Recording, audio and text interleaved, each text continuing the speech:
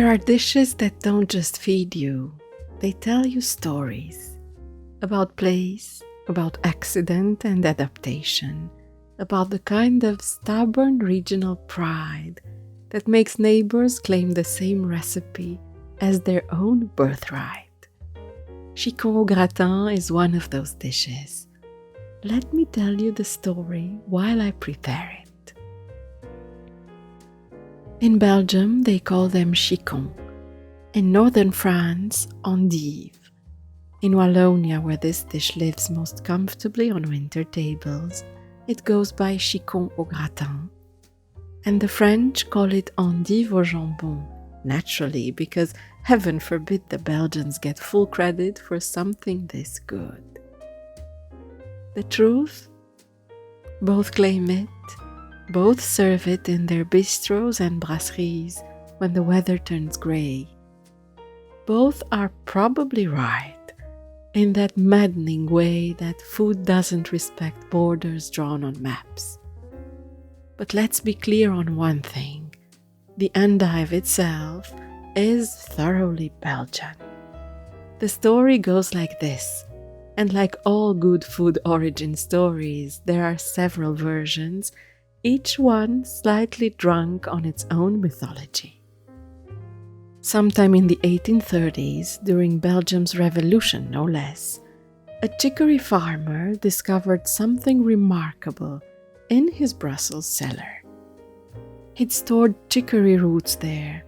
They were being cultivated everywhere back then, thanks to Napoleon's 1806 blockade that cut off coffee imports and turned half of Europe into desperate chicory roasting experimenters. But this farmer's roots, buried under a layer of earth and left in the dark dampness of the cellar for weeks, had sprouted something unexpected. Pale, tightly furred leaves, cream-colored and tender, with a bitterness that somehow tasted like promise. Another version credits François Brézier, chief gardener at the Brussels Botanical Garden, with perfecting the process around 1850. Either way, by 1846, Brussels market stalls were selling this peculiar new vegetable. Witloof, they called it in Flemish, meaning white leaf.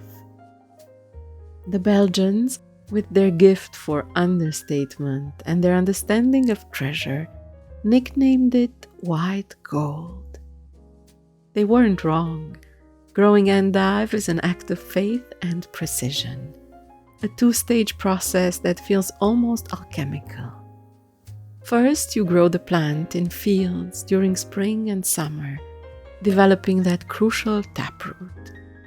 Then, at season's end, you harvest the roots, remove the leaves, and store them in cold, dark conditions.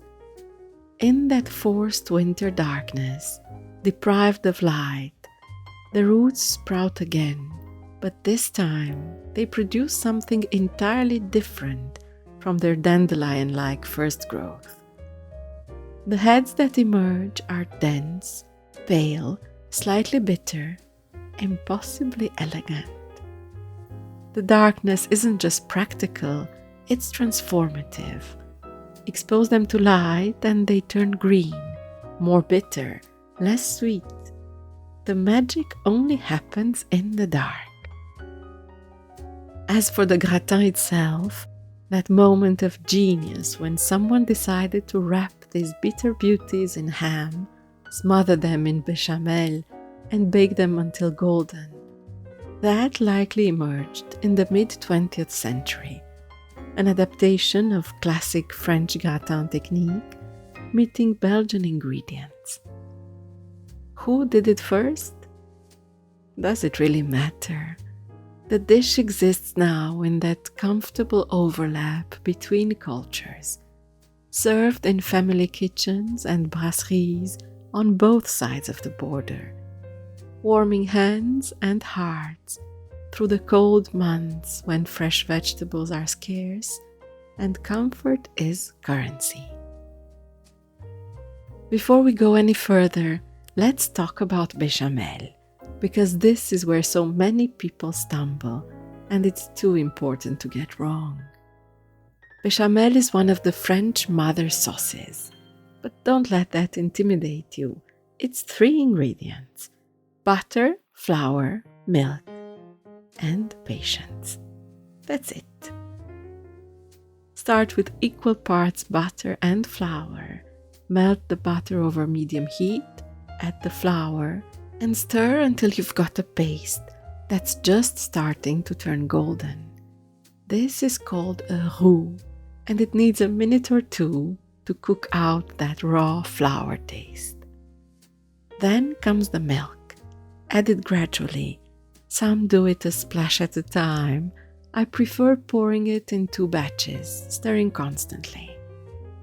Then you add the nutmeg, fresh grated if you can. I had some good quality powdered and it was perfect. Chicons au gratin isn't a quick weeknight dinner, and that's precisely the point.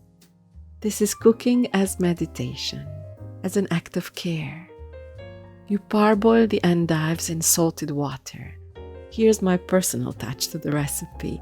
I cut them in half and remove the core that holds most of the bitterness. Yes, they lose their shape during boiling, but you can easily recompose them after draining, and once they're wrapped in ham, no one can tell the difference. While they cook, you make your béchamel. Roux, milk, patience, nutmeg.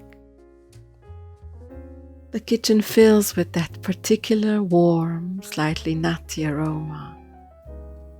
Then you drain the endives carefully and wrap each one in its blanket of ham. You arrange them in your baking dish like you're tucking children into bed. You pour the béchamel over everything, generous and thick. You slide it into the oven and wait for that moment when the top turns golden and the edges bubble. This is the kind of cooking that won't be rushed. Very Belgian, really. Very much like those cellar-grown endives themselves. Good things happen in the dark, in the waiting, in the slow transformation of ordinary ingredients into something that tastes like home. When you pull it from the oven, bubbling and bronzed, you'll understand why 2 countries claim it. Some things are just too good to belong to only one place. If you want the step-by-step recipe with precise measurements, you'll find them on the website. Link in the description box. For now, just know this. Chicons au gratin is winter comfort in its purest form.